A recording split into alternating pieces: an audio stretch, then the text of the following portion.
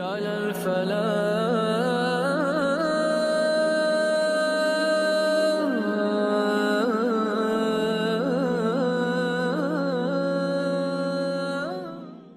Think of this. What if as you walk the streets, you saw written above everyone's heads how each one would die? That's crazy.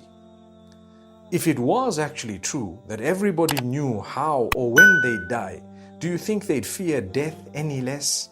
In fact, most people are afraid of death because they think it's the end of everything. Do you realize that human beings are among the few creatures of Allah Almighty who will live continuously in different forms? You're given birth to in this world, you probably would live for 20, 30, 40, 60, 90, or maybe 100 years, and then you will die. And after that, you lose touch with time for a period that only Allah knows the duration of, perhaps 200, 300, or 1,000 years. For a believer, it's like getting up from a short nap. You're then resurrected and you live unending, everlasting life. So this means that death is not the end of everything. It's just a short period of time, like a speed hump between your creation and your everlasting hereafter. But most people are afraid of death for two reasons.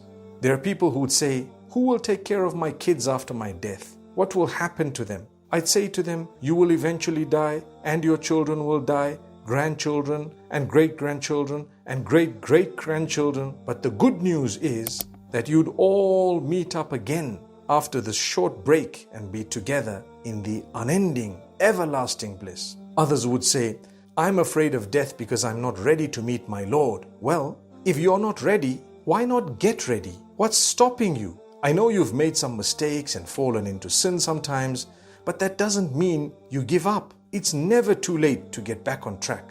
If you're doing something wrong, start doing the right thing before the time comes. Don't be from those who sell all of this for a little of that. We're always afraid of death, but do you realize that if we do the right things, it will ultimately free us from the shackles of this world to the freedom of an unending life full of bliss and happiness, where we'd meet all our loved ones again with no worries, tribulations, challenges, ill feeling, enmity, warfare, or any negativity. What really matters is where you are after death. That's why Allah has given us the choice. We can choose to do good or bad. The path to the good is by doing three things. Firstly, by bearing witness that there is none worthy of worship besides He who created us in the first place, Allah.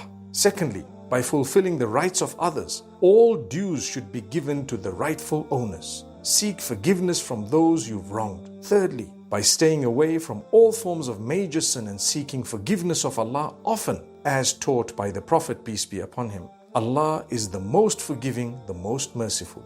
If you do these three things, then you have no reason to fear death. Always bear in mind that you're going back to He who is more loving and merciful than any mother towards her child. And remember, the Prophet, peace be upon him, said, whoever looks forward to meeting Allah, Allah looks forward to meeting him too.